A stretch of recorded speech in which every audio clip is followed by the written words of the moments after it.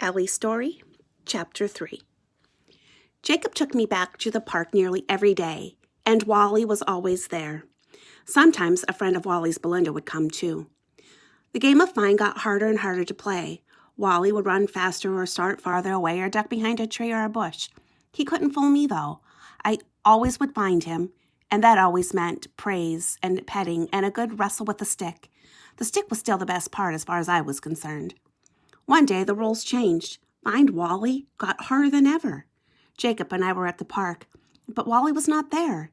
Fine, maybe Jacob would throw a stick for me. He didn't usually do that during work, but when he was just taking me for a walk in the evenings, a stick was often involved, or the ball he carried in his pocket. But he didn't do that this time.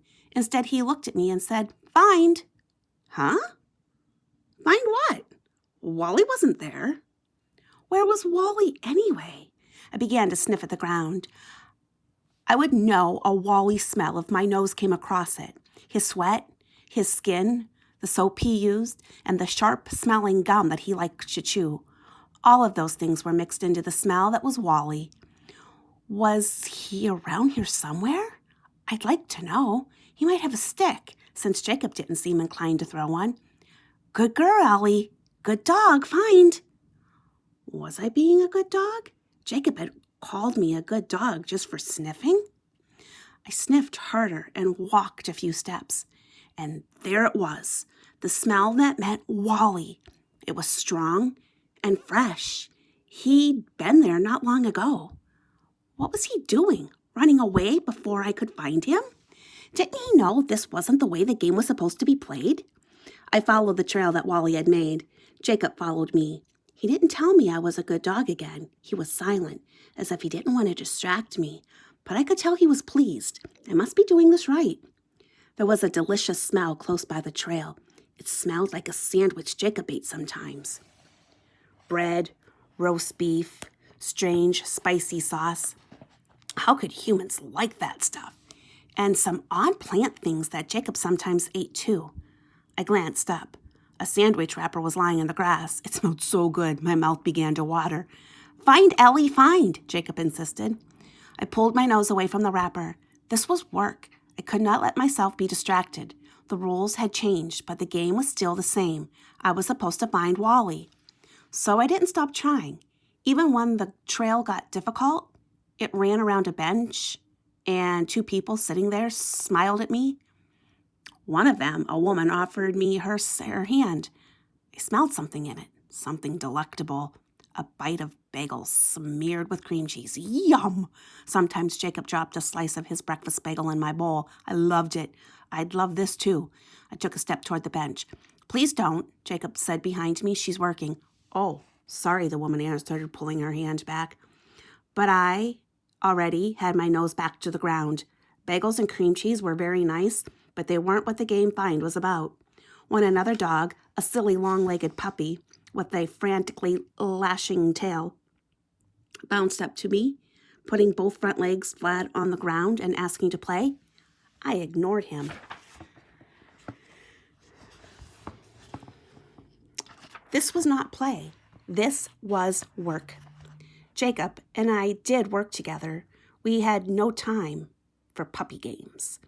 Finally, the trail led me beneath some trees. I smelled several dogs who had been there before me.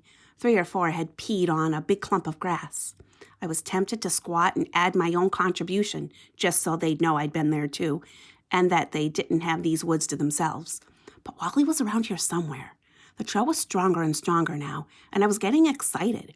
My tail started to wag. My ears were forward, straining. My nose had never been so busy before. Wally? Wally? I was almost on top of him. And then I was. The trail led me around a tree with a wide trunk, and on the other side was Wally, stretched out on the grass and leaning back on a thick root. The minute he saw me, he jumped up. You did it, Ellie! You found me! Good girl! Good dog, Jacob praised. There was the stick, and I enjoyed it, but even more, I enjoyed the tone of Jacob's voice. She's good, huh? I was hardly here 10 minutes, Wally said to Jacob. She's good. Jacob agreed quietly. She could really be something special. Jacob rubbed behind my ears. I think she could. After that, Wally was never there when we got to the park, and I always had to find him wherever he wandered off to. Jacob stopped following me, and I learned 2 new words: show me.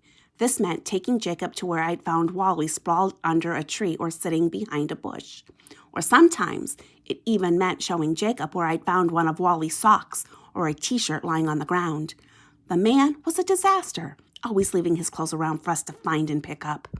Somehow, Jacob always knew when I'd find something after I came running back to him. Show me, he'd say, but only if I had something to show. I was starting to feel pretty good about work when Jacob took me to a new place. It was like a park with a playground in it. I knew about playgrounds. There was one at the park where we went in the evenings. Young humans would run around it like puppies, climbing up ladders, barreling down slides, swooping high into the sky on swings. They certainly looked like they were having fun. But there weren't any children at this playground, and I didn't know how I was supposed to find Wally here, where there were no trees or bushes for him to hide behind. First, Jacob took me up to the plank that was tipped over, with one end resting on the ground and the other high in the air. I sniffed, but Wally wasn't nearby. I couldn't pick up his scent at all. It turned out there was more to work than find Wally. Jacob tugged gently on my leash, showing me that he wanted me to walk up the ramp. Fine. I walked up it. On the other side, there was a ladder going down. This side, I didn't like as much. Where were my feet supposed to go? I put one paw hesitantly on the rung, then the next. Good dog, Ellie. Keep going, Jacob encouraged her. I was eager to be on the nice, safe ground again, so I leaped to the ground. No, don't jump, Jacob said. I didn't know what he was saying, but the word no I certainly recognized. It was one of my least favorite words. Jacob took me up the ramp and down the ladder again, and after a while I got it. He wanted me to take a step at a time, even though it wasn't the fastest way to the ground. Good dog, Ellie. I loved being a good dog. The next thing to try was a stack of logs. They were uneven under my feet, and that was a little disturbing. I was used to grass or dirt or sidewalks or to smooth floors and carpets indoors. I had to balance to leap from one log to the next. Come, Ellie. Good dog, Ellie.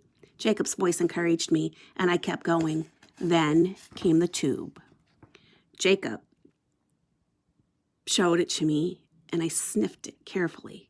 Still, no sign of Wally, though. I supposed he could have squeezed in there with a little effort. I could smell a hint of dogs who'd been here before me. Other than that, it just smelled of plastic. Jacob went to the other side of the tube. Come, Ellie, come, he called. Come? Through the tube? I knew I was supposed to obey right away. There was never any fooling around during work. No hesitation. Work meant to do what Jacob said and to do it quickly. But that tube was dark.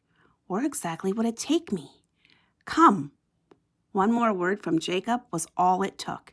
I plunged into the tube nose first. My front paws clawed at the smooth plastic. My back feet shoved. It was cramped and hot, and the plastic smelled strange. I didn't like the feeling. The walls of the tube were all around me, pressing in on me.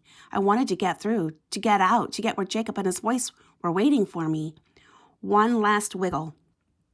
One frantic shove with my back paws, and I was tumbling onto the fresh-smelling grass. Good, Ellie. Good dog. Jacob's hands were in my fur, petting and scratching, and I was panting a little. It hadn't been easy, but I had done my work. We went back to the playground park many times, and I got quick at all the climbing and balancing and crawling Jacob asked of me. I never grew to like the tube, but I didn't let Jacob know. I'd dive in as soon as I heard his command and wiggle through as quickly as I possibly could. Jacob showed me a harness, too, a floppy orange thing that looked like a shirt. The first time he put it on me, I wondered if he wanted me to find a way to wiggle out of it, as I'd done with the t-shirt so long ago. But it turned out that wasn't the idea. Okay, Ellie, hold still while I put your harness on, Jacob said, and he clipped something onto my back. Then he stepped away. I looked at him, confused. What was about to happen? Something pulled on my back. I twitched with surprise and tried to twist my head around, but I couldn't see. The pull got stronger and stronger, and I was lifted right off my feet. Ellie, it's okay, Ellie, it's fine. You're all right, Jacob said firmly. Sometimes a rescue dog needs to be hoisted. I was not at all sure about any of this. My paws were off the ground. I wanted to run away, but how could I do that when all I could touch was air? I didn't panic, though. Jacob's voice was steady and reassuring. He was watching me with that look he only had when we were working. So this must be the part of work, and that meant I should accept it no matter how strange it might feel. In a minute or two, I had been hauled up to a platform a few feet above the ground. Jacob quickly climbed up beside me and unclipped the cable from my harness. Good girl, Ellie. Good dog. You're brave, aren't you, girl? I was still shaking a little, and he ran his hands through my fur until I felt calm. We practiced the harness on other days, and I learned that it never took long before I was back on my feet. Another time, Jacob took something out of a special pocket at his side. He showed it to me. Good girl, Ellie. This is a gun, see?